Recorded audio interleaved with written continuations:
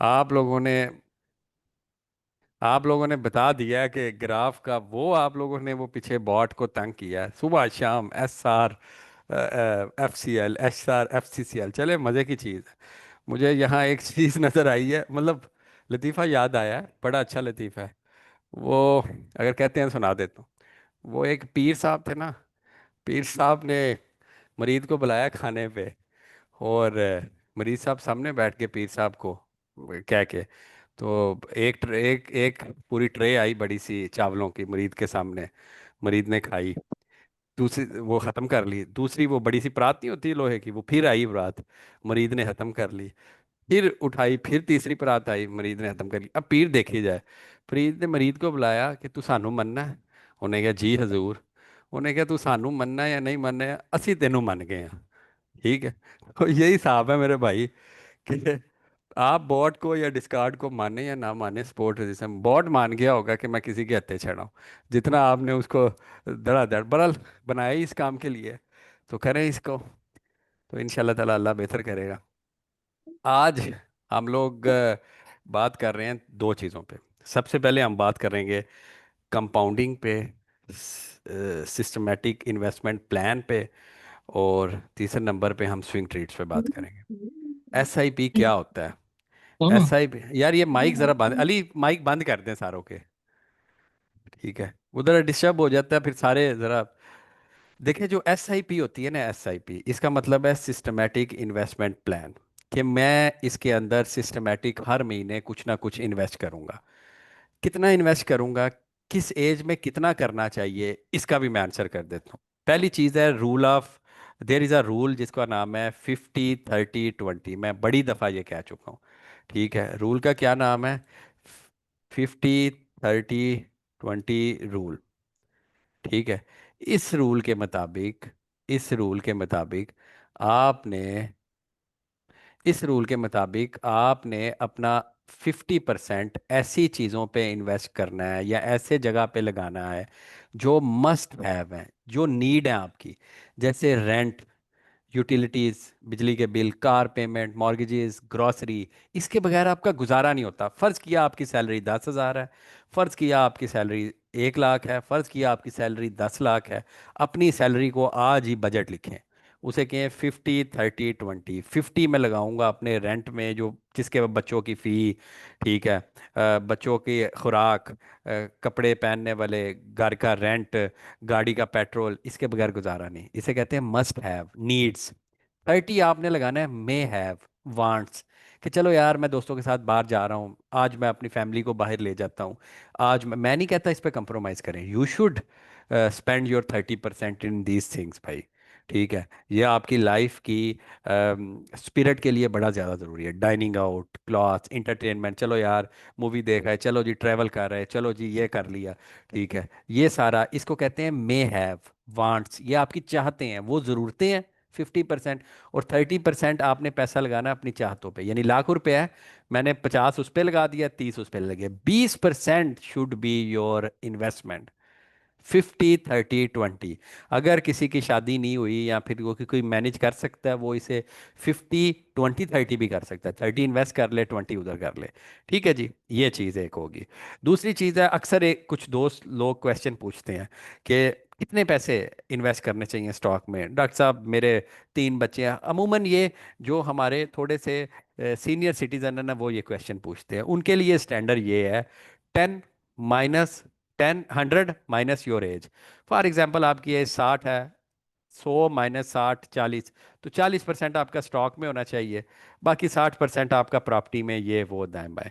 ठीक है। लेकिन मैं अमूमन एक चीज़ देखता हूँ कि अगर आप 45 से नीचे हैं ना, तो आप 100% एक्सपोजर स्टॉक में लें। ठीक है। और कोई ना, मैं इसकी फ़ायदे और नुकसानात में इसलिए नहीं जाऊंगा मेरे भाई। आप सब वो दोस्त हैं जो स्टॉक में कहीं ना कहीं इन्वेस्ट कर रहे हैं, उसके बाद यंग्स कैपिटल के ग्रुप में थे, उसके बाद फिर डिस्कॉर्ड में आए, तो इसलिए ये बातें आपको पता है। अब हम बात करते हैं SIP एंड कंपाउंडिंग। कंपाउंडिंग के बारे में मैं बार बार एक चीज़ कहूँगा, और मेरी फेवरेट कोटेशंस में से एक कोटेशन है कंपाउंडिंग आइंस्टाइन की। आइंस्टाइन की अगर स्पेलिंग मैंने सही लिखे हैं या नहीं, अगर कंपाउंडिंग आइंस्टाइन क्या कहता है?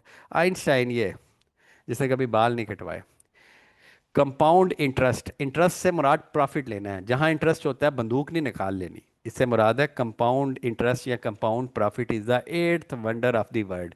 He who understand it's earn it's, he who does not page it. जो इसे सीख लेता है वो कमाल।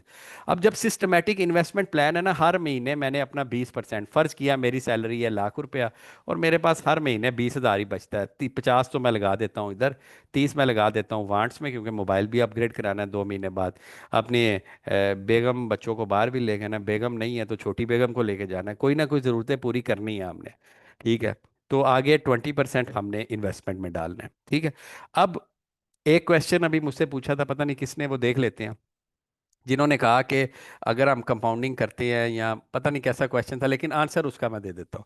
वो ये था कि आप कंपाउंडिंग कर रहे हैं, एक कंपाउंड कैलकुलेटर है, उसके बाद एक मैंने पाकिस्तान स्टॉक मार्केट की साइट खोली हुई है, ये पाकिस्तान स्टॉक मार्केट खोल लेते हैं। ठीक है। अब हमने कंपाउंडिंग करनी है, तो अगर कंपाउंडिंग में लॉन्ग टर्म शेयर नीचे आ जाए, तो इसको कैसे, यार माइक बंद कर लीजिएगा जिस भाई का भी माइक है। अली यार ये माइक्स सर एक बंद कर दफा देंगे। आपका भी माइक बंद करूं, बाद में करें, आपका बंद करता करें, हूँ। कुर्बानी देने को तैयार है हम, करें।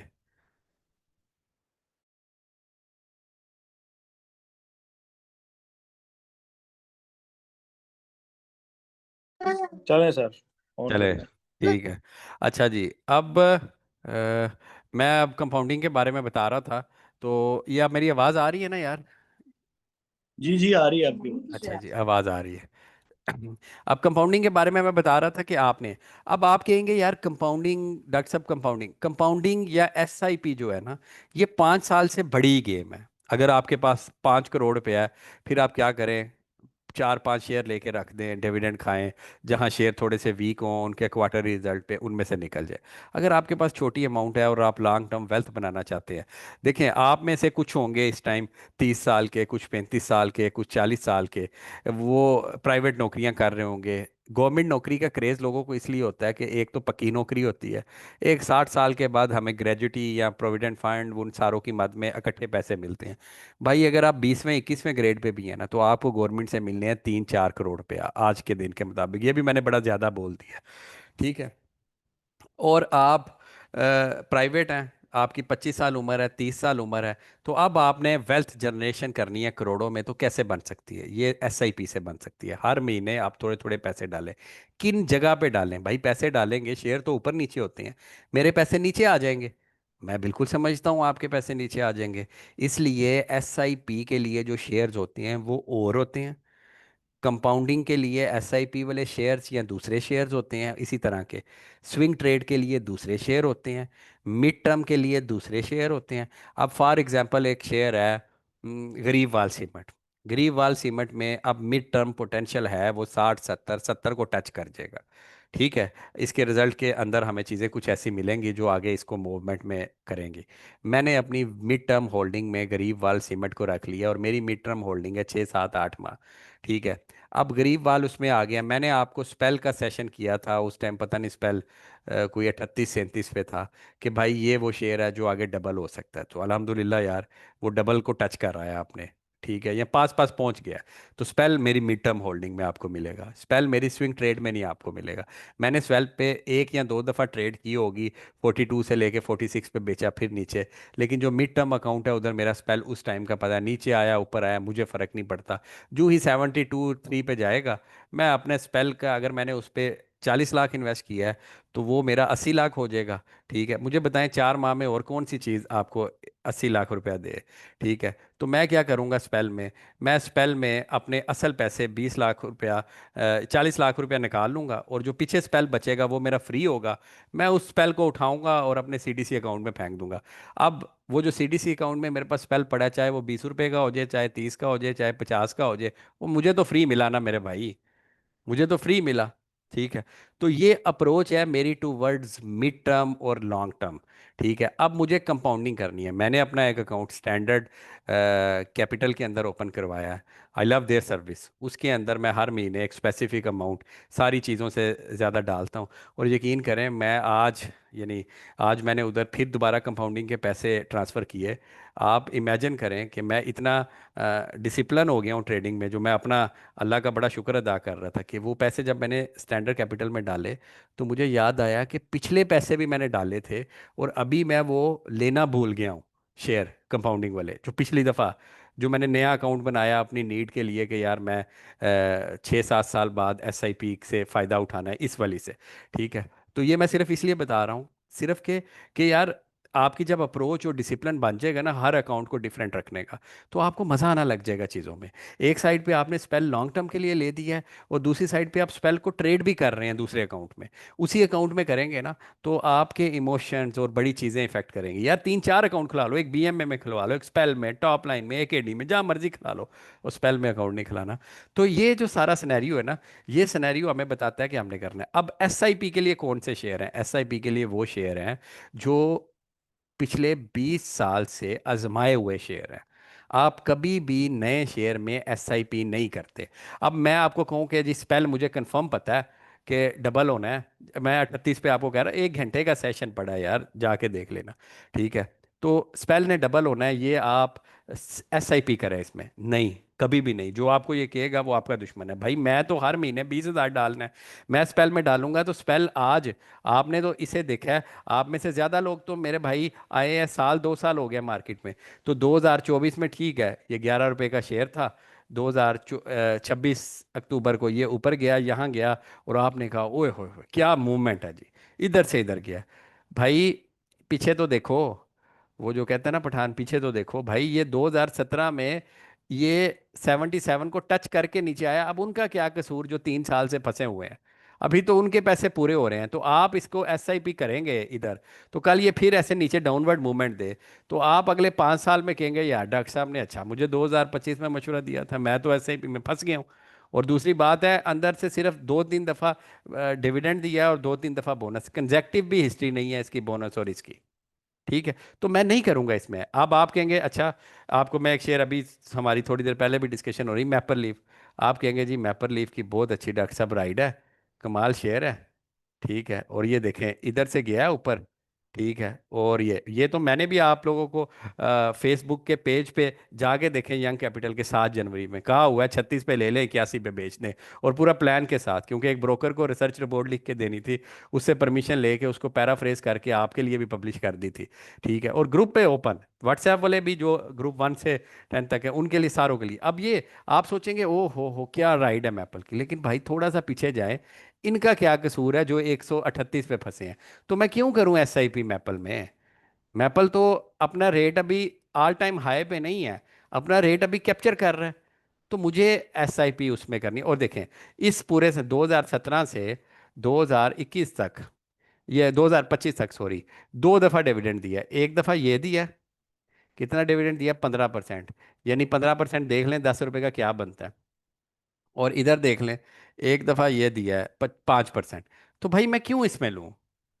मैं मतलब इसमें क्यों एंटर हुआ एसआईपी में? हाँ, जबकि दूसरी साइड पे एफएफसी बिल्कुल अच्छा परफॉर्म नहीं किया 2012 से लेकर 2000, ये देखें, ये अभी थोड़ी देर पहले मैं एक समझा रहा था सारों को एफएफसी के बारे में। ये देखें यहाँ 180 रुपये से ये 2013 में ये इसकी लाइन चल रही है, और ये 100 के आसपास रहा है। कितने साल? 10 साल। लेकिन फिर भी मैं इसमें कहूंगा आप एसआईपी करें। उसकी वजह क्या है? हर क्वार्टर में आपको डिविडेंड दिया है, हर क्वार्टर में। ठीक है, ये है एसआईपी, सिस्टमैटिक इन्वेस्टमेंट प्लान। ठीक है, आप कहेंगे जी मैं सिस्टमैटिक इन्वेस्टमेंट प्लान जीएचएनआई में करूं? मैं कहूंगा जी बिल्कुल देखें ज़रा आके। आप कहेंगे क्या देखें? मैं कहूंगा जी आप तो आए हैं जी नवंबर अक्टूबर में 2024 में, आपने तो देखा है 300 से ये डायरेक्ट चला गया 80 रुपये पे, 840 पे। तो भाई इससे पीछे तो देखें, ये 500 से दोबारा नीचे आया था, कितने रुपए पे? 58 रुपीज़ पे। फिर इसने ऊपर गया 314 पे, लोगों ने कहा अब ये जाएगा 3000 पे। ठीक है, नहीं, उसने कहा ना भाई, मैं 2 साल के अंदर वो दोबारा नीचे आके 77 पे दोबारा आ गया। तो इसलिए मुझे इसकी हिस्ट्री से डर लगता है, तो मैं इसमें एसआईपी नहीं करूंगा, चाहे जो भी हो जाए, अनटिल अनलेस कि फंडामेंटली मैनेजमेंट कोई बड़ी अच्छी जेस्चर ना दिखाने लग जाए। ठीक है, तो ये एक रीज़न होती है। अब मारी पेट्रोलियम है, मारी एनर्जीज, मैं आंखें बंद करके कंपाउंडिंग करूंगा। ठीक है, ये देखें, आपको डिविडेंड बोनस आपको गाय बगाए हर जगह डिविडेंड मिलते हैं भाई, मैं कंपाउंडिंग करूंगा चाहे ना चले। ठीक है, मुझे मुझे पता है 21 रुपये अभी दिया है उसने, और ये ऐसे देता रहेगा, और ऐसे ग्रोथ हो रही है, अब यहाँ फिर ग्रोथ करेगा। ठीक है, हो सकता है यहाँ 3 साल ऐसे स्टक रहे, फिर निकलेगा यहाँ से, क्योंकि इन 3 साल के अंदर ये जो इसने 3 डिविडेंड नहीं दिए, ये पैसा इसने लगाया हमारे सामने, ये लगा रहा है पैसा है इसके पास रिजर्व में, डाटा सेंटर बना रहा है, इसकी रिपोर्टों में लिखा है कि हम डाटा सेंटर बना रहे हैं, हम लोग माइनिंग में जा रहे हैं लिथियम की और कापर की, और मुझे पता है अगले सारे ये ईयर लिथियम और कापर के हैं। ठीक है, यहाँ तक भाई बात समझ आई है? सिर्फ मुझे ये बता दें।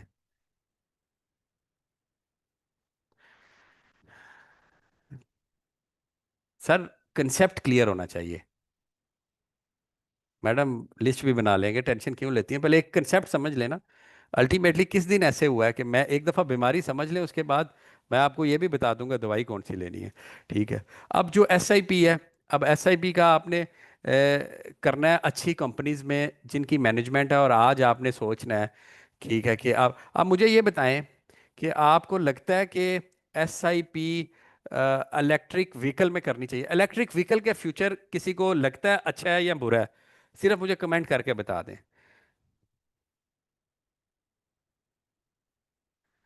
ठीक है, अब इलेक्ट्रिक फ्यूचर का, वो मेरी आवाज़ चली गई है,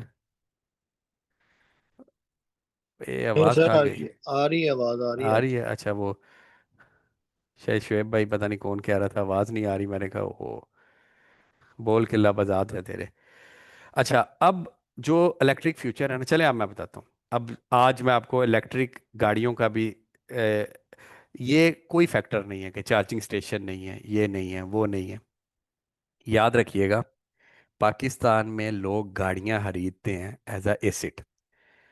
एसिड खरीदते हैं, कि गाड़ियां इसलिए खरीदते हैं कि आज मैं करोला 40 लाख की खरीदूंगा, और 5 साल बाद ये 40 लाख की बिकेगी, और बड़े फखर से, ओ जी वाले साहब ने 40 लाख दी लई सी, असा 5 साल इनू वरत्या चलाया है, ते अज भी अल्लाह का शुक्र है 42 लाख दी बिक गई है।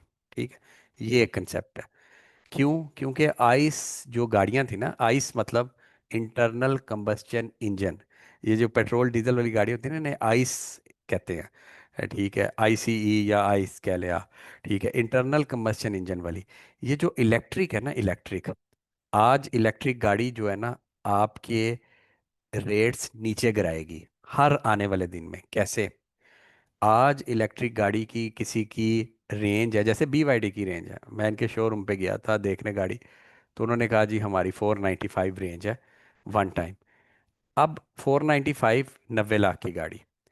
अगली इनकी ही गाड़ी जब अगला मॉडल आएगी, तो वो कहेंगे अब हमारी इस गाड़ी की रेंज है 850, सेम चार्जिंग पे, और पिछली का रेट अचानक आधा हो जाएगा। क्या होगा? पॉइंट समझ रहे हैं? अचानक आधा हो जाएगा, क्योंकि उससे अच्छी टेक्नोलॉजी आ गई। टेक्नोलॉजी के अंदर, अब आप जब एक अच्छी टेक्नोलॉजी आ जाती है तो पिछली का रेट गिर जाता है। आईफोन 16 प्रो मैक्स है, जब 17 आता है तो आईफोन 16 का रेट मार्केट में ड्रॉप कर जाता है।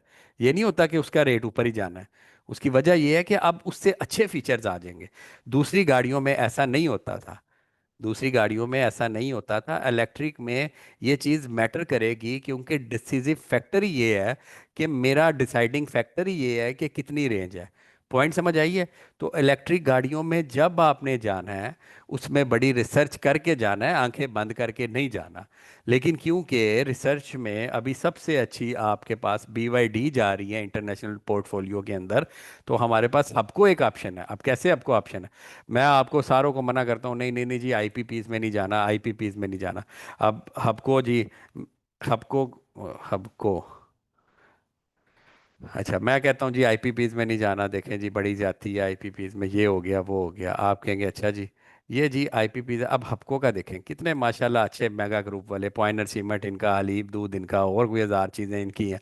डिविडेंड देते ही आ रहे हैं अंदर, ग्रीन ग्रीन ग्रीन ग्रीन। अब मैं अगर इसके पास हिस्ट्री की तरफ जाऊं, ये मैं पास हिस्ट्री की मैं कहता हूँ जी हपको मैंने, हपको के मैं ओहो, हपको 2010 में लिया होता है इस रेट पे, छोड़े रेट शेट को, मैं आप बस डिविडेंड हिस्ट्री। अच्छा जी 38 रुपये, 2010 में 38 रुपये का था जी हबको। अगर आपने 10,000 शेयर 2010 में लिए होते, कितने के, 3,80,000 के, तो आज होते 3,18,06,300 रुपया। अब कैसे जी, 2010 में भी मुझे हबको ने डिविडेंड दिया, 2011 में भी दिया, 12 में भी दिया, 13 में भी दिया, 14 में भी दिया, 15 में डिविडेंड की सूरत में मेरे पैसे पूरे हो गए, छोड़े। 16 में भी दिया, 17 में भी, 18, 19 में नहीं दिया, 21, 22, 23, 24, 25। भाई मुझे हर साल डिविडेंड दे रहा है, मैं क्यों ना इसमें कंपाउंडिंग करूं भाई। देखें 2024 का उनका खत्म हो गया कॉन्ट्रैक्ट, आईपीपीस का, पीपीए के साथ जो कॉन्ट्रैक्ट था, सेंट्रल परचेजिंग पार्टी जो कॉन्ट्रैक्ट था, वो खत्म हो गया। फिर भी ये डिविडेंड दिया है। ठीक है, it's a good approach towards ये। जबकि दूसरी साइड पे मुझे टीआरजी में जितने भी चीज़ें ऊपर नीचे मिले, मैं टीआरजी नहीं लूंगा कंपाउंडिंग के लिए या एसआईपी के लिए। तो कंपाउंडिंग के लिए there are some specific share. कोई भी आपको ये नहीं बताएगा कि उन शेयर में जो सबसे पहला फैक्टर है वो है management, the attitude of management towards minority share holder. ये सबसे पहला जो आपने कंपाउंडिंग में या एसआईपी में रखना ना। आप मैं आपको लिस्ट भी बता दूंगा कि मेरे ख्याल से ये कंपनीज में आप कंपाउंडिंग कर सकते हैं। लेकिन आपकी अप्रोच ये होनी चाहिए कि आपने रिसर्च करनी है। यंग्स कैपिटल के अलावा कोई भी रिसर्च करेगा वो ये कहेगा ग्रॉस प्रॉफिट ऊपर जा रहा है, ये इस पर जा रहा है, ये कंपनी अच्छा ग्रो करेगी, ये हर चीज़ ठीक है। यंग्स कैपिटल में अगर आप हैं, तो मैं आपको ये बता रहा हूँ ज़ाती तौर पे मुझे जिससे फ़ायदा हुआ है वो ये, कि मैंने हमेशा ये देखा है कि लॉन्ग टर्म में पिछले 20 साल में मैनेजमेंट की हिस्ट्री क्या रही है। ठीक है। अब डीएफएमएल, अब मैं आपको एक एग्जांपल देता हूँ। आप कहें जी डीएफएमएल डॉक्टर साहब एक कंपनी है, दीवान फारूक इनकी एक गाड़ी आ रही है ऑन रही, और ये देखें जी डॉक्टर साहब, मैं आपको एक चीज़ दिखा रहा हूँ कि ये देखें, मार्च में ये शेयर इधर था, और ये देखें इधर, अब इनकी इलेक्ट्रिक आ रही है, और इस शेयर ने ऐसे जाना है। मैं कहूँगा अच्छा, बिल्कुल सही है। पहले तो मैं पिछला आई देखूंगा ना, पिछला आई 60 से अगर ये कंपनी आ सकती है 4 रुपये पे, तो भाई मुझे एक दफ़ा सोचना पड़ेगा यार, 60 से 4 रुपये पे कंपनी आ रही है। अच्छा, इससे पीछे तो नहीं है इसकी कोई हिस्ट्री। ठीक है, ओ भाई आया है, और कंपनी ने एक दफ़ा नहीं ये धोखे दिए, और भी दिए हैं। ये पहले भी ये कोई 40-45 से नीचे आई हुई है, कितने रुपए पे, 1 रुपये पे। ठीक है, चलो ये 2008 का क्राइसिस है, इसको हम वैसे ही छोड़ देते हैं, छोड़ें जी 2008 का क्राइसिस, यहाँ से नीचे आई है।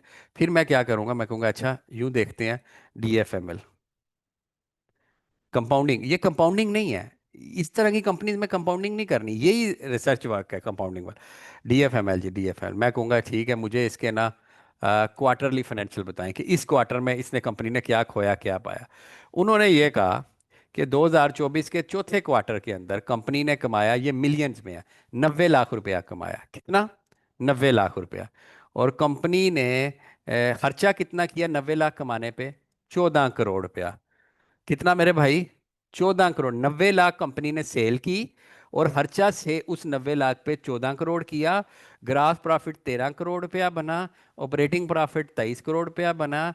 सारा कुछ करते करते करते हमने एंड पे 21 करोड़ रुपए का नुकसान किया 90 लाख कमाने के लिए। उससे पहले कितना कमाया कंपनी ने? 4 लाख रुपया। उससे पहले क्वार्टर में 1 लाख रुपया, उससे पहले 2 लाख रुपया, उससे पहले 4। और ये 4 लाख कमाने के लिए भी इतने गुनाहगार लोग हैं कि इस 4 लाख कमाने के लिए भी 1 करोड़ रुपया लगा दिया, 1.25 करोड़ रुपया। इस 9 लाख कमाने के लिए माशाल्लाह 4.5 करोड़ लगा दिया। इस जीरो जीरो को कमाने के लिए 62। अब मुझे ये बताएं कि आप मुझे डीएफएमएल के कसीदे पढ़ के सुना दें। मुझे आप डीएफएमएल के डॉक्टर साहब, मैं गारंटी देता हूँ, मैं स्टाम्प लिख के देना, मैं नहीं जाऊंगा सर, ये मेरी डिफाइंड टेरिटरी है ही नहीं। मैं क्यों ऐसी कंपनी में जाऊं? और मार्केट में डीएफएमएल डीएफएमएल हो रही होती है। ठीक है भाई, ये कहाँ से कंपाउंडिंग मैं करूं इसमें? मुझे कंपाउंडिंग करनी है उन शेयर्स के अंदर जिनकी मैनेजमेंट, पहली चीज जिनकी मैनेजमेंट टू वर्ड्स मिनॉरिटी। अब देखें, फॉर एग्जांपल अगर आपका मेरा बड़ा अच्छा बॉन्ड है कि मैं आपको सिखाने की कोशिश करता हूँ एज अ भाइयों की तरह, आप सीखने की कोशिश करते हैं भाइयों की तरह, हमारा कोई फाइनेंशियल गोल्स आपस में अटैच नहीं, ठीक है। कल यंग्स कैपिटल को कोई मसला होता है, मसले से मुराद मैं ये नहीं कह रहा कि मतलब, मसले से मुराद ये है कि कहीं यंग कैपिटल के बारे में कोई बैड वर्ड्स होते हैं तो आप शायद सपोर्ट करेंगे हमें, ठीक है, क्योंकि हाँ मैंने आपको पता है कि यार मैनेजमेंट अच्छी है, पीछे 6 माह 7 माह साल 2 साल से हम इनके साथ अटैच हैं, दे आर डूइंग गुड, ठीक है, अभी उनका बुरा वक्त आ रहा है, चले लेट्स सपोर्ट इट। जबकि दूसरी साइड पे अगर बंदा ही बुरा हो और वो आपको नंबर्स अच्छे दिखाए तो आप शायद सपोर्ट नहीं करेंगे यार, मैं नहीं ये देना जाना, ठीक है। तो ये जो ग्रुप्स होते हैं ना, ये ग्रुप्स, तो आपने इन्हें देखना होता है एज अ मैनेजमेंट कि यार जिनके साथ मैं कारोबार कर रहा हूँ, मैं अपना हार्ड अर्न मनी डाल रहा हूँ, वो कहाँ इस्तेमाल कर रहे हैं। अब कहीं से इसका तुक बनता है मेरे भाई, ठीक है। तो यहाँ तक आपको बात समझ आई है, एसआईपी आपने किन शेयर्स में करनी है? आपको मैं सिर्फ कर सकते हैं, जी सर कर सकते हैं। उमर भाई हबको का ना BYD वाला बड़ा छोटा बिजनेस है, मैं आपको बता दूं। आपको हबको में असल बिजनेस नज़र आएगा जब आप, ये इसमो एक है, मैं आप अभी ये लोग आप ना सारे, कोई भी लोग और आप दोस्त भी इस बात को भी समझ नहीं रहे कि अगले 6 माह से साल तक आपका पावर इंडस्ट्री में हबको विल टेक द लीड। पूरे पाकिस्तान में हबको की बिजली, हम अपने घरों में बैठ के हबको की बिजली यूज़ करेंगे। जी, इसमो दैट मीटर वन वाली, ठीक है, independent service and market operator, ठीक है। Dividend history main point for SIP with growth potential, ये भी अंदर ऐड करें, ठीक है। हबको भी अच्छा है, मारी भी अच्छा है, ग्लेक्सो भी अच्छा है, हेलोइन भी अच्छा है, ये सारे। अब कल मैंने बताया था सेशन में, आपने जब एसआईपी करनी है तो आपने एक चीज़ और देखनी है। अब आपको जैसे डिविडेंड हिस्ट्री है ना, आपको मेरे भाई पता है कि मेज़ान बैंक में, अब फॉर एग्जांपल हम जी एसआईपी करते हैं मेज़ान बैंक में, तो मैं ऐसे करता हूँ, इसको इस तरह लेते हैं, MEBL, ठीक है। अब मैं इसको आपको एक अंदाज़ा दिखा रहा हूँ, 2010 में मेज़ान बैंक आपने, अब एक चीज़ इमेजिन करें, चलें 2010 को भी छोड़ें सर, 2008 में पाकिस्तान स्टॉक मार्केट बंद होगी ना, ठीक है। अब ये आपने माइंड में एक चीज़ रखनी है, इमेजिन करें, आंखें बंद करके कर लें, खोल के कर लें कि 2007 में आप हैं, 2008 में स्टॉक मार्केट बंद हो गई है, 2008 में 7-8 में वो बेनज़ीर की शहादत हो गई है, पाकिस्तान में इंस्टेबिलिटी आ गई है, जरदारी की गवर्नमेंट आ गई है, स्टॉक मार्केट क्रैश कर गई है, स्टॉक मार्केट 3 माह बंद रही है, उसके बाद टेररिज्म अटैक शुरू हो गए हैं, ड्रोन अटैक शुरू हो गए हैं, 2011 आ गया है, लाहौर में बम धमाके हो रहे हैं, पेशावर में, कराची में, अल्लाह माफ़ करे, 2013-14 आ गया है, नवाज शरीफ की फिर गवर्नमेंट आई है, मुल्क की इकानमी को उन्होंने अपनी तरफ से स्टेबलाइज करने की कोशिश की, 2017 में उन्होंने कहा मार्केट ऊपर चलेगी, अचानक मार्केट क्रैश होगी, 2017 के बाद भी आहिस्ता आहिस्ता नीचे आने शुरू होगी, 2018 में हाँ साहब की गवर्नमेंट आ गई, 2020 में कोविड आ गया, कितना कुछ नहीं हुआ, 2021 में वो चला गया, फिर दरमियान में धरने भी हुए 128 दिन के, वो तहरीकें भी चली, पॉलिटिकल इंस्टेबिलिटी भी रही, अल्ताफ हुसैन एक वहाँ से तकरीर करता था 800 पॉइंट, ये सारी पहले स्टोरी सुन लें। उसके बाद 2021 आ गया, 2021 के बाद 20 में वो नो 21 में वो नो कॉन्फिडेंस मूवमेंट शुरू होगी, 22 में PDM, 23 में आ गई, फिर इलेक्शन हुए, इलेक्शन में फार्म 47, ये रोले वो रोले सारे रोले आ गए, इतना बुरा हालात हुए। हमने मिज़ान बैंक गलती से, आपने डॉक्टर फारूक हैदर के कहने पे 2007 में मिज़ान बैंक उठा लिया, ठीक है, और कितने का, 15-18 का लो है, 43 का आया है। तो आप यंग कैपिटल के उस टाइम लेक्चर सुनते थे और बेवकूफ़ थे और आपने 43 का ही उठा लिया, ठीक है, 10,000 शेयर ले लिए। तो आपने मेज़ान बैंक में जो 4,30,000 इन्वेस्ट किया था, वो अभी कितना हो जाता, लाख 10 लाख करोड़, 1,34,00,000, यानी कितना कैगर, 21% आपको हर साल ग्रोथ। कैगर का मतलब है कंपाउंड एनुअल ग्रोथ रेट, के हर साल पूरा ये ROI निकाल के डिवाइड करके 21 बना, ठीक है जी।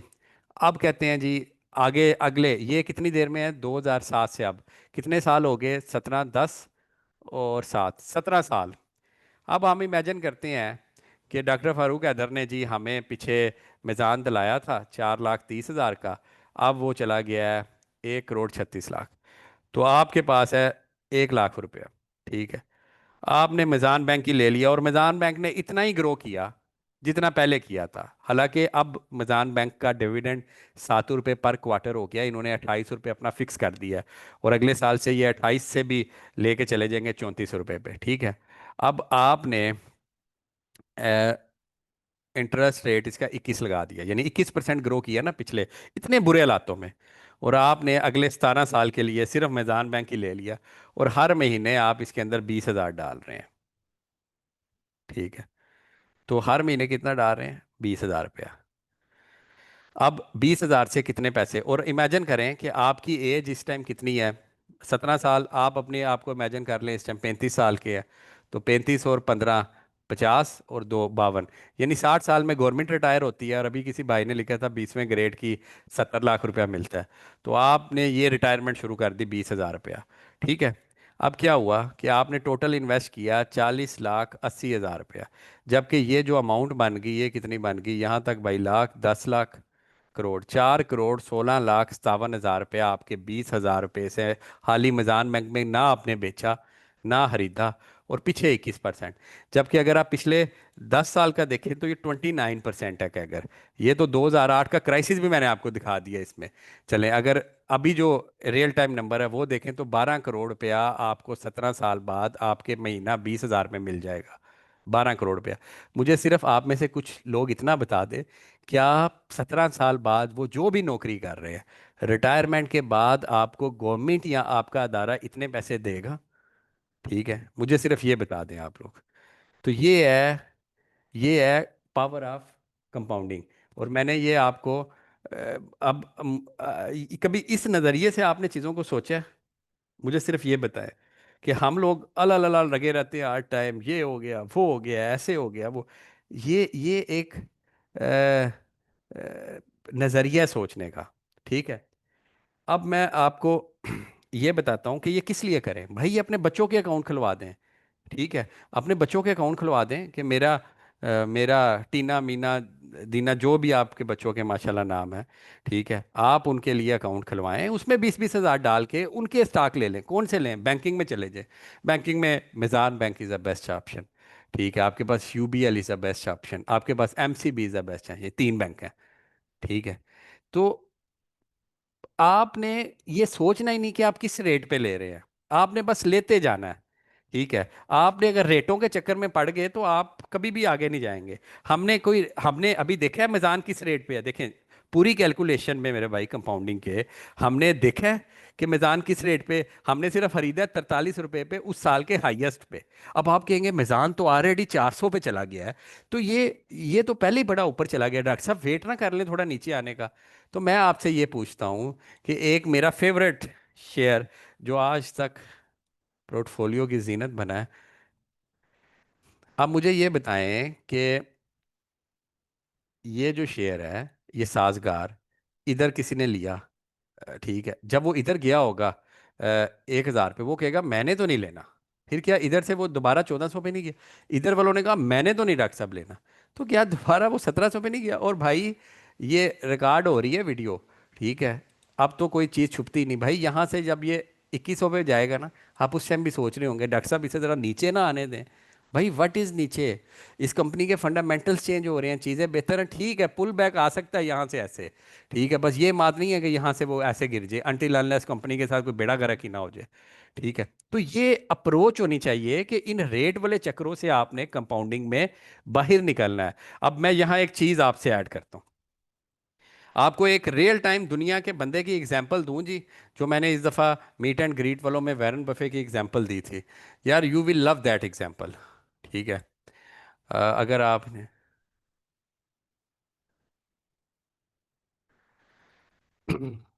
आपने शुएब भाई बच्चों के लिए लिया है नेशनल फूड और luck. Sir luck is not the good option. ये इसलिए कि सिक्लिकल है ज़रा। जब थोड़ी इकानमी नीचे आएगी, ये अगले 5-10 साल में इकानमी को नीचे के रखना है। आपके पास RRPF होना चाहिए, रीपरचेज फैक्टर। आपका एक्सप्लोरेशन ऑयल सेक्टर में से एक चीज़ होनी चाहिए, पहली चीज़।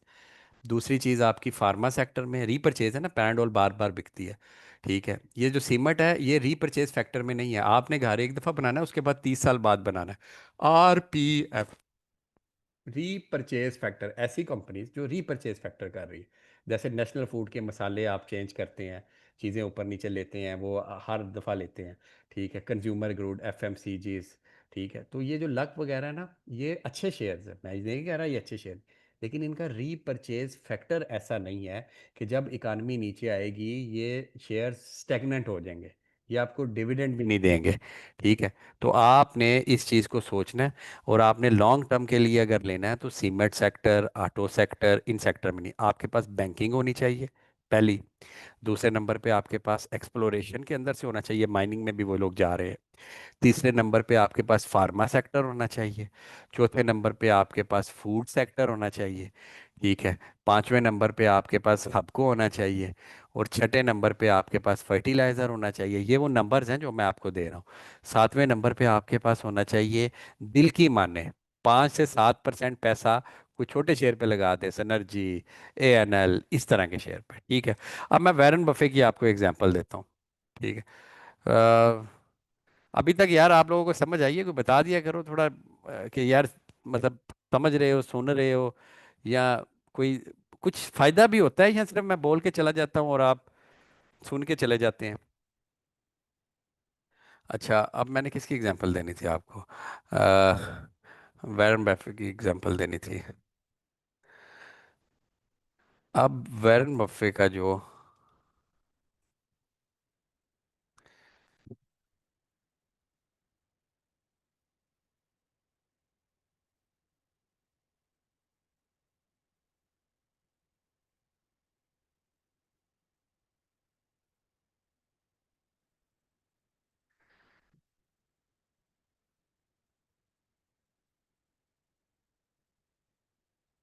कोक से वैरन बफे ने कितने पैसे कमाए? अब जी ये अब देखिएगा जी, वैरन बफे के पास कोक के, अब ये आप बात समझ जाएंगे ना, तो आप लोगों का मैं गारंटी देता हूँ माइंड और परसेप्शन चेंज हो जाएगी। ठीक है, माइंड और परसेप्शन चेंज हो जाएगी अगर आप ये चीज़ समझ लेंगे। ठीक है, अब बड़े गौर से सुनना है, सारे कमेंट शमेंट छोड़ें, इधर आके सुने। वैरन बफे ने 2024 में वैरन बफे के पास 10 साढ़े 10% कोक के शेयर हैं। कितने? 10 साढ़े 10% कोक के शेयर हैं। कोक से वैरन बफे ने ये पिछले साल 4 क्वार्टर में कोक ने 0.85 सेंट पर शेयर डिविडेंड कर दिया। पहले इनका 0.45 था, अब 48 कर दिया, थोड़े से सेंट्स बढ़ाए हैं। पिछले साल वैरन बफे ने घर में बैठे मैकडोनल्ड्स और कोक पीते हुए जो डिविडेंड की फॉर्म में पैसे कमाए हैं, वो कमाए हैं $7,76,000,000। यहां तक बात समझ आ गई है? मैं ये चाहता हूं कि ये आप अपने हिफज कर लें ये वाली बात। वैरन बफे के पास 400 मिलियन शेयर हैं, जो कोक के टोटल 10% शेयर है। उस शेयर्स में से पर शेयर कोक ने पर क्वार्टर 40 सेंट दिया है, 48 सेंट। उसके मुताबिक वैरन बफे के 4 मिलियन शेयर पे वैरन बफे को 7,76,000, ये 76 मिलियन मिले हैं। यहां तक बात समझ आ गई? सिर्फ यस नो में बताएं, मैं चाहता हूं ये आप चीज समझ जाएं। ठीक है, अगर ये बात समझ गए तो बड़ा अच्छा आपको एक लेसन मिलेगा। अब आपने ये समझ ली वैरन बफे की बात। अब हम देखते हैं ये पिछले साल 2024 में वैरन बफे ने कोक से डिविडेंड की फॉर्म में, अब कोक ने पिछले साल कितना पैसे कमाए? कोक टोटल इनकम इन नहीं, टोटल, हाँ इनकम ही करेंगे।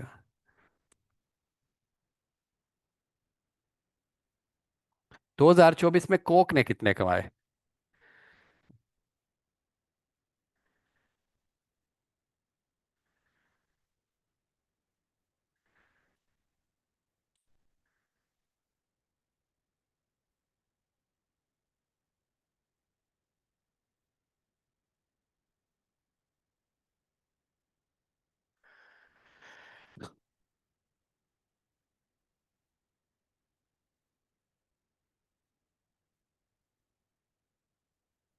यार कोक की ना फाइनेंशियल स्टेटमेंट में जाना पड़ेगा, कोई मसला नहीं, अंग्रेजों की फाइनेंशियल स्टेटमेंट हमें क्या कहती है, ताकि ये चीज़ क्लियर हो। अल्लाह अकबर, चेक करें कोक। सही है। और हमने किसकी 2024 में जाना है? 2024 में हमने जाना है कोक की। अ,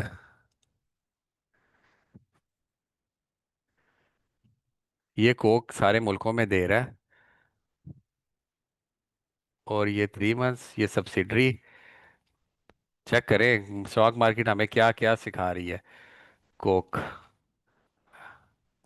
बहरहाल भाई, मैं मेरे पास दूसरे लैपटॉप में सेव है, मैं आपको दिखाता हूँ।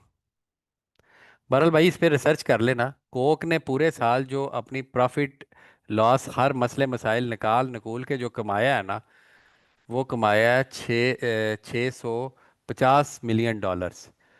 कोक ने पूरे साल में 650 मिलियन डॉलर नेट प्रॉफिट कमाया आफ्टर टैक्स। ठीक है, जबकि रेवेन्यू इसका 40-47 बिलियन था। ठीक है, और वैरन बफे ने उस कोक के डिविडेंड से 776 मिलियन कमाया। कोक ने पूरी दुनिया में काम किया, सीईओ ने हायरिंग की, फायरिंग की, केसेस बर्दाश्त किए, ये किया वो किया, पूरी दुनिया से पैसा आया, कोक ने मार्केटिंग की, हर चीज़ करके कोक ने कमाया 680 या 690 मिलियन डॉलर। वैरन बफे ने उसी कोक के अंदर 10% रख के साइड पे कंपाउंडिंग एसआईपी कर करके उसने 400 मिलियन शेयर ले लिए थे, और उसने पिछले साल ये कमाया। This is the power of investment, this is the power of investment. ठीक है, ये 10.6 बिलियन नहीं है, इसमें से अभी सारी चीज़ें कटनी कटानी है, सारे शेयर जिसके कटने हैं, फिर पर शेयर में कन्वर्ट होगा, प्लस कोक के अंदर डिबेंचर और दूसरी चीज़ है। इसकी मैं स्टेटमेंट ऑलरेडी मैंने ना इसे व्हाट्सएप ग्रुप में शेयर किया हुआ है, किसी टाइम आप देखिएगा। दूसरी चीज़ ये है कि वैरन बफे की इनकम के बारे में भी सोच ले। एक चीज़ और मैं आपको, वैरन बफे, आपको और एक चीज़ समझ आएगी। अच्छा, एक बड़ी मज़े की बात है, वो कहते हैं जी इंडिया में एक बंदे ने 25 साल की एसआईपी की, कि जी मैं 25 साल तक ये शेयर्स लेके अपने पास रखूंगा, 25 साल तक मैं करोड़पति अरबपति बन जाऊंगा। ठीक है, तो पता लगा वो 24 साल में मर गया जाके। ये भी एक केस हुआ था, ये मुझे इसी दफ़ा पता चला मीट एंड ग्रीट में। अब वैरन बफे की ना, ये देखें, अब ये वाली पिक्चर एक दफ़ा देखें, फिर इसको हम पाकिस्तान के नज़रिए से देखते हैं। वैरन बफे की 14 साल की उम्र में इसके पास 5,000 रुपये थे, ये रुपए समझ लें। ठीक है, आप डॉलर ना समझे। 15 साल में 6,000, 19 साल में 10,000, 21 साल में ये। और आपको पता है वैरन बफे ने टोटल 35 से 38 शेयरों में पूरी जिंदगी ट्रेड की है, यानी लिए हैं और बेचे हैं। और टोटल वैरन बफे की होल्डिंग 4 या 5 शेयर से ज्यादा कभी भी नहीं रही। तो 14 साल की उम्र में 5,000, और 87 साल की उम्र में 83 अरब। चले, अब मैं कंपाउंडिंग कैलकुलेटर पे ये इमेजिन कर लेता हूँ कि वैरन बफे ने 14 साल की उम्र में मिजान बैंक लिया, और मिजान बैंक कितने का लिया? 5,000 रुपये का। फॉर एग्जाम्पल, एक एग्जाम्पल ले लेते हैं, मिजान बैंक की एग्जाम्पल ले लेते हैं ना। ठीक है, और वैरन बफे ने कितने साल की उम्र में क्या किया, ये अभी हम देख रहे थे ना, 83 साल उम्र। 14 में से 83 निकाल लें तो बाकी 70, 69 ईयर। 69 ईयर अगर आप 5,000 रुपया मिजान बैंक में लेके रखे ना, तो आप कितने अमीर हो जाएंगे? उसका 83 अरब है ना, आपका कितना बन जाएगा? एक यूनिट, ये लाख, 10 लाख, करोड़, 10 करोड़, अरब। आपका 8 अरब 65 करोड़ बन जाएगा। ठीक है, वैरन बफे ने 5,000 को 87 साल की उम्र में 83 अरब पे लेके गया। आप 5,000 को, अगर आपकी उम्र 17 साल है या आपके बच्चे की 17 साल है, तो वो इंशाल्लाह ताला वो भी 83 की उम्र में 8.5 अरब पे ले जाएगा, सिर्फ 5,000 को। ठीक है, क्योंकि वैरन बफे कंपाउंडिंग करता रहा भाई। ठीक है, और वैरन बफे का कंपाउंडिंग CAGR 19% अब कैलकुलेट हुआ है, लेकिन अब्दुल हसीब भाई इसमें बड़ी ऐसी चीज़ें हैं जो उसने सेल की हैं। पर मुझे याद है, एक इसकी बुक में मैंने पढ़ा था, एक उसने शेयर लिया था किसी न्यूज़पेपर कंपनी का, वो बड़ी वैल्यू इन्वेस्टमेंट और हर चीज़ करके वो शेयर उसने $20 का लिया, और उसने कहा अगले 6 माह में वो $20 कन्वर्ट हो गए इनटू $2, $4। तो कहता फिर हमने $4 की और ज़्यादा बाइंग की, क्योंकि हमारी वो जो चीज़ें थी कंपनी के बारे में वो चेंज नहीं हुई थी। ठीक है, ये चीज़ कंपाउंडिंग के लिए ब्रोकर अकाउंट अनफ है या नहीं? भाई ब्रोकर अकाउंट में ना आपको बार बार शेयर नज़र आएंगे, शेयर नज़र आते हैं तो आपकी फिर दिल की तमन्ना भी बढ़ेगी, दिल की तमन्ना भी बढ़ेगी, तो वो सारी चीज़ें। ठीक है, तो मैं आपको यही सजेस्ट करूंगा, जो कंपाउंडिंग वाले शेयर हैं, इन्वेस्टर अकाउंट खुलवा लें CDC में, आसान काम है। वो कहेंगे इंटरव्यू होगा, आपको ऑनलाइन आएंगे 2 मिनट के लिए, आपको कहेंगे आईडी कार्ड मुंह के पास रखें, ठीक है जी, ओके। ठीक है, उमर भाई ये जो डॉलर डेप्रिसिएशन भी तो होगी, जैसे आपने पीजी, बिल्कुल डॉलर डेप्रिसिएशन होगी। मैं ये नहीं कहता कि डॉलर डेप्रिसिएशन नहीं होगी, लेकिन भाई डॉलर डेप्रिसिएशन का रेट 5 साल की कंपाउंडिंग बीट कर देगी। ये मैं आपको बता रहा हूँ। इन्वेस्टर अकाउंट के मुझे नहीं लगता कोई चार्जेस होंगे, होंगे भी मेरे ख्याल से 2800 या 3000 रुपया साल का चार्जेस होते हैं।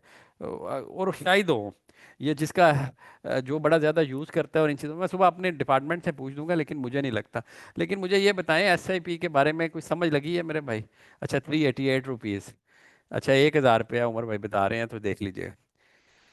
इन्वेस्टर अकाउंट ये होता है मलिक साहब के आपके शेयर जो होते हैं ना, एक आप CDC को कहते हैं, मैं इन्वेस्टर अकाउंट ऑनलाइन भी खुल जाता है, उधर से आप अपने शेयर्स को ब्रोकर से ट्रांसफर करा लेते हैं अपने इन्वेस्टर अकाउंट में। तो वो ऐप में नज़र नहीं आते। ठीक है, ऐप में वो नज़र नहीं आते, और वो बनते रहते हैं। और किसी का कंपाउंडिंग और लॉन्ग टर्म का कंसेप्ट क्लियर हुआ है भाई, जो मैं बताना चाहता था किस कंपनी में? जमील भाई, सारी वीडियोस मैंने बनानी है, कोई थोड़ा इधर उधर सारे बांट के यार चीज़ें बताया करो। तो ये सारी समझ, और किसी का कोई क्वेश्चन?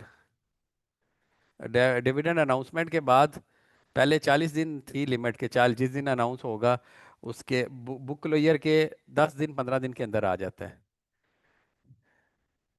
SIP मैंने तो सेक्टर सजेस्ट कर दिए भाई। FFC ले लें, हेलोइन, ग्लेक्सो, इनमें से कोई शेयर ले लें आप।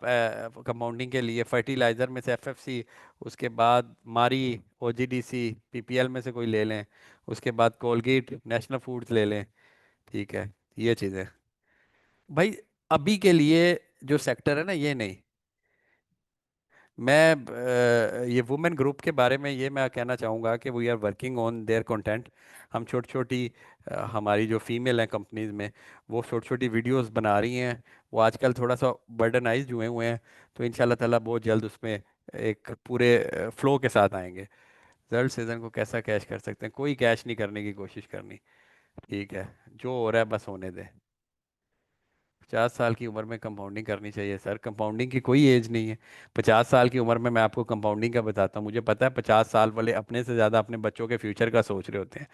सर, अपने 2 अकाउंट खुलवाएं, एक अकाउंट में अपने डालें सारे पैसे, जो वहाँ से प्रॉफिट हो रहा है उसको दूसरे अकाउंट में डाल के लॉन्ग टर्म शेयर लेके रखने लग जाएं। तो आप एक कैश काउ से दूसरी वेल्थ जनरेट कर रहे हैं अपने बच्चों के लिए। ठीक है उस्मान भाई, ये जो सिस्टमेटिक विड्रॉल प्लान है ना, ये भी मैं एक्सप्लेन कर दूंगा किसी और लेक्चर में। वो असल में लंबा बड़ा हो जाएगा ये। सीमेंट सेक्टर में इसलिए नहीं कर सकते, मैंने अभी एग्जांपल दी है, सारे सीमेंट आपके एक ज़माने पे 100 100 रुपए के होते थे। MLCF 135 से दोबारा आया था। जब आपकी इकानमी रुकती है ना, तो सबसे पहले आपका सीमेंट सेक्टर रुकता है मेरे भाई। ट्रेडिंग के बारे में मैं कहाँ नेगेटिव हूँ यार, मैं खुद ट्रेड करता हूँ, मैं 2 2 3 3 दिन के भी ट्रेड्स कर रहा होता हूँ, मेरी कंपनी ट्रेड करती है। मैं बिल्कुल नहीं, लेकिन ट्रेडिंग का success rate is just 10 to 15% overall, ये रिसर्च कहती है। हफीज़ भाई, आप 61 ईयर ओल्ड के हैं, आप तो जवान हैं अभी सर। वैरन बफे देखें, 94 साल का हो गया अब, और वो बैठ के इंजॉय कर रहे हैं, तो आपको क्या मसला है? कोई नहीं सर, जवान है आप। टेक्नोलॉजी सेक्टर, हाँ, technology is a good sector for SIP। My first choice for SIP is airlink. ठीक है, कंपाउंडिंग के लिए सिस्टम्स भी बहुत अच्छा है, लेकिन मैं उसे प्रेफर करूंगा। ठीक है, मिड टर्म के लिए 4 शेयर आप देखें ना, अब मिड टर्म के लिए 4 शेयर सर, कैसे बताऊं? मिड टर्म के लिए मेरी mid term choice Gharibwal cement, FFCL तो है और वो चल रहा है as per plan. Gharibwal cement में मैं मिड टर्म एंटर होऊंगा। अब स्पेल भी मेरे पास पड़ा है, पेल भी मेरे पास है मिड टर्म में। हम्म, गरीबवाल सीमेंट मिड टर्म के लिए आएगा। सिटी फार्मा को मैं मिड टर्म देखूंगा। ठीक है, ANL, ASL, वेव्स, ये कंपाउंडिंग के लिए नहीं है भाई, ये तीनों कंपाउंडिंग के लिए नहीं। ये ASL परल अपनी चॉइस है। मैं इसमें से ANL और वेव्स फिर भी ठीक है। वेव्स की आज हमारी हाउस ने रिसर्च की है, अब सुबह मेरे तक आएगी, मैंने वेव्स का भी सही तरह पढ़ा नहीं है। ठीक है, ASL को भी देखा जा सकता है शॉर्ट टर्म यानी ट्रेडिंग के लिए। गनी ग्रुप अच्छा कर कर रही है चीज़ें, लेकिन गनी ग्रुप का मैं अभी थोड़ी देर पहले भी बता रहा था, GCIL जो इनकी है ना, उस वो ऑक्सीजन बनाती है, पाक ऑक्सी के बाद 40% पाकिस्तान में मेडिकेटेड ऑक्सीजन यही देती है। तो ये तीसरा प्लांट लगा रहे हैं अपना KPK में और उसके बाद प्लांट के लिए इन्हें 3.5 करोड़ चाहिए, इनके अकाउंट में 23 करोड़ पड़ा है। अब वो कहाँ से लाने हैं, ये एक चीज़ देखनी पड़ेगी। GHGL बिल्कुल अंडर वैल्यू है, ये भी है मेरा मिड टर्म के लिए। GATM भी मेरा मिड टर्म के लिए था, अगर किसी को याद हो, 28-29 पे। ठीक है। ILP में कंपाउंडिंग हो सकती है, बिल्कुल हो सकती है लॉन्ग टर्म, 3 साल से ऊपर के बाद, क्योंकि ILP ने असल पोटेंशियल 3 साल बाद दिखाना है। मैक्टर गुड एंड पॉइंट ये विकास भाई मैं बता दूंगा इंशाल्लाह ग्रुप में। म्यूचुअल फंड में कंपाउंडिंग नहीं होती, कंपाउंडिंग डायरेक्ट करें सर, म्यूचुअल फंड को छोड़ें। PPL is good for mid term, 230-40 तक पोटेंशियल रखता है PPL। IL ये मैंने IT सेक्टर का बताया। Air link is my first choice for compounding. ठीक है, and system is my second choice for compounding. ठीक है, राइट से when inflation is jump defence sir, कर सकते हैं आप, ये करना चाहिए, होता है ऐसे। ASL एयरटेल आगा इन तीनों में कंपेयर करें, ये तो शीट बना के कंपेयर करेंगे। सर LCI में कोई चार्म नहीं है अभी डॉक्टर साहब, इससे थोड़ा सा बचना है sir. Can you share the list of share which you are holding for mid term? Sir मेरी मिड टर्म की लिस्ट ना बड़ी चेंज होती रहती है। अभी जैसे मैं आपको बताता हूँ, मेरी मिड टर्म में डायनो भी पड़ा है, DYNE। अगर किसी को पता, BBFL मेरी मिड टर्म, अगर किसी को इस कंपनी का पता है। और मैंने ये बताया भी था जब मैंने ये ली थी ना, 100 कुछ पे, अगर किसी को याद हो, तो ये मैंने बताया था, ये मेरी मिड टर्म में है। ठीक है, आपने इसका शायद किसी ने नाम भी ना सुना हो। ठीक है, तो बस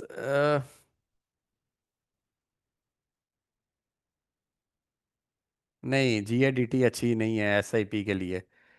इसमें टेक्निकली जाएं, जब तक result is indicate to be the way that we sign. ये क्या नीड इंडिकेटर टू बी? वो हसन भाई, मुझे आपके सवाल की समझ नहीं आ रही। That we saw in 2017 as well. चलें सर, ठीक है। नहीं जमील भाई, SPL को 5 साल के लिए नहीं लेना। 70-80 बड़ा अच्छा रेट है, एक दफ़ा लेके प्रॉफिट बुक करें। भाई जहां आपका शेयर अपने असल पैसे दे रहा हो ना, फर्ज किया आपने, बात सुने मेरी, फर्ज किया आपने लाख रुपया इन्वेस्ट किया, और 6 महीने बाद आपको लॉन्ग टर्म में लाख पे 2 लाख मिल गया। अब अपना लाख रुपया निकाल लें, पीछे जो भी होता है ना आप लोगों को बताएं कि मेरा फ्री है वो पड़ा। ठीक है, तो ये इंडिकेटर एंड क्या ऐसे इंडिकेटर थे जो देखने चाहिए, like flood is one, interest rate. भाई मैक्रो इंडिकेटर हसन भाई, ये मैक्रो इंडिकेटर्स देखें। वेव्स का नदीम भाई सुबह बता देंगे, कोई मसला नहीं। वो जो बताना है ना, 3 गुड और 3 बैड पॉइंट्स में, एवरेज ओवरेज छोड़ा करें। आप लोग सिर्फ जो एवरेज वाले पैसे हैं किसी और में डाल लें। ठीक है। बहरहाल ETF is not good for compounding भाई। हाउ मच सेविंग इज भाई, जहां आप लोग इन्फ्लेशन को अगर बीट करना है और डॉलर रेट को बीट करना है ना, तो 14.5% जो कैगर देगा ना आपको, वो इन दोनों चीज़ों को बीट करेगा यार। दुआओं में याद रखना। मैं चलता हूँ, मैंने अभी ऑफिस हूँ और मैंने घर भी जाना है, और रास्ते में 3-4 कॉल्स भी मेरी हैं। तो उम्मीद है आपको आज का लेक्चर पसंद आया होगा, उधर जाके बता दीजिएगा। अपना रिव्यू ज़रूर दिया करें, उधर से चीज़ें हमें भी सीखने को मिलती है कि आपको समझ आ रही थी या नहीं। मैं जाके पोस्ट कर देता हूँ डिस्कॉर्ड पे, उधर रिव्यू दे दें। अब्दुल लसीफ साहब, आपके क्वेश्चन आप इस्लामाबाद 13 सितंबर को आके, अगर कोई बारिशें बुरशें ना हुई। अब ये बंद कहाँ से होना है अली यार? ये मैं सर कर देता हूँ बंद। ओके यार, थैंक यू।